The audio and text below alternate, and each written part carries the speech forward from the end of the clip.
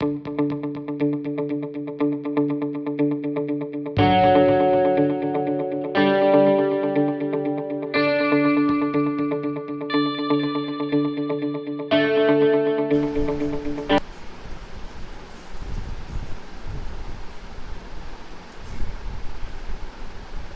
everyone. So in this video we will be discussing about Salesforce Marketing Cloud language MScript.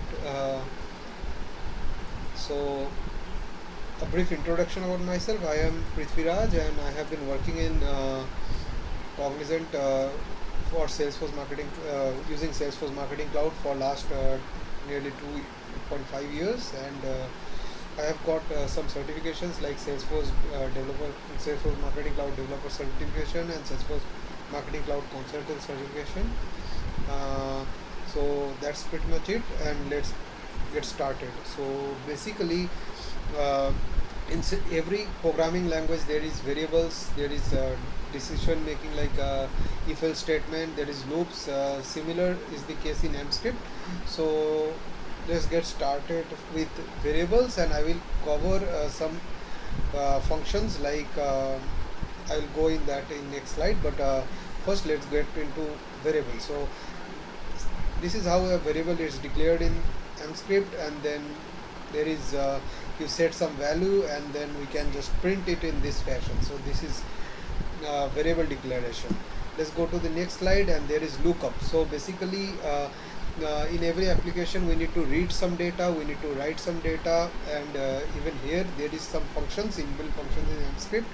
So this is lookup. If you want to look up one particular row, for example, or one particular column, that one particular data actually means like you want a specific email address from the data extension.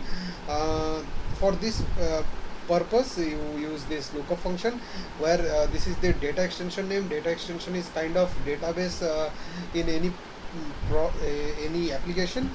In Salesforce we call them data extension, and Salesforce Marketing Cloud we call them data extension.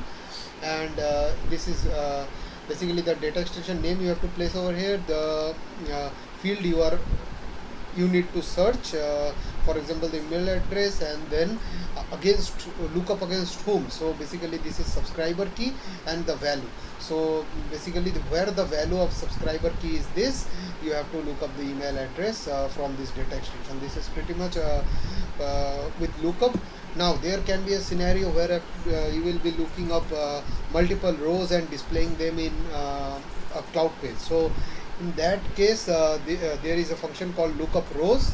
So what lookup rows does is it will fetch all those rows where flag equals true. So in this case you can see that from this data extension where the flag value equal to true, that entire set of rows it will fetch, and then it will loop. So if row count is greater than 0, it will loop through all the rows, and then it will get the fields. So this function, if you see, there is at the rate I over here, it will and this I has increment through this next at the rate I. So basically every time it increments, it will get a new row and it will print the field of email address.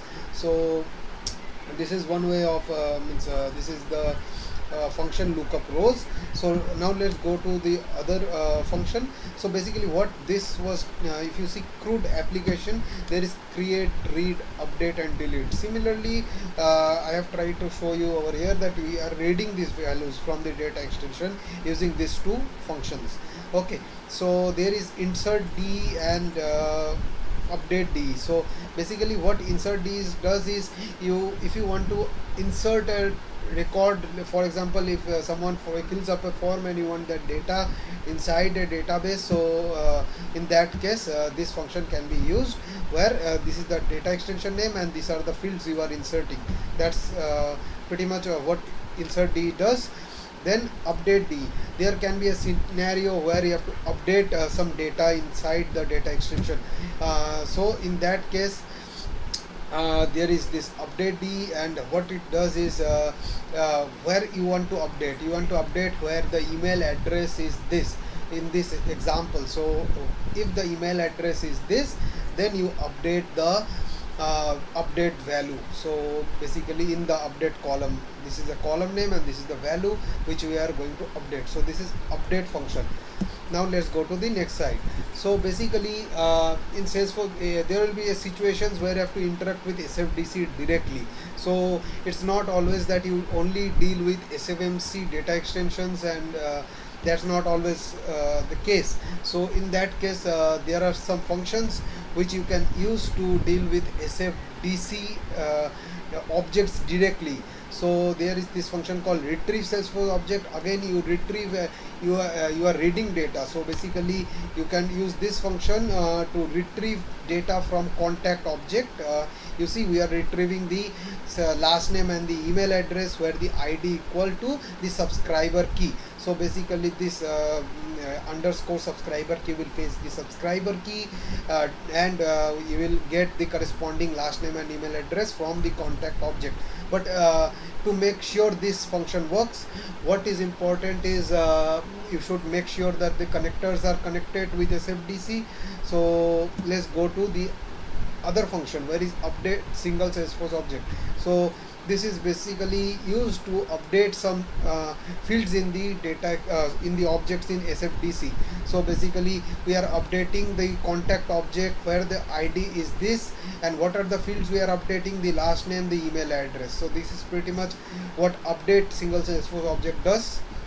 And lastly, what I want to cover is Marketing Cloud API. So Marketing Cloud API, there are a number of APIs. You will get a number of APIs. I will share you the link in the description about the some of the websites where you can get a lot of information regarding this. So in Marketing Cloud API, what this is, for example, you see in order to manage unsubscribe, there is some for triggers. If you have some triggers and going on, so all those things can be achieved using Marketing Cloud API. So I have showed you an example of unsubscribe event.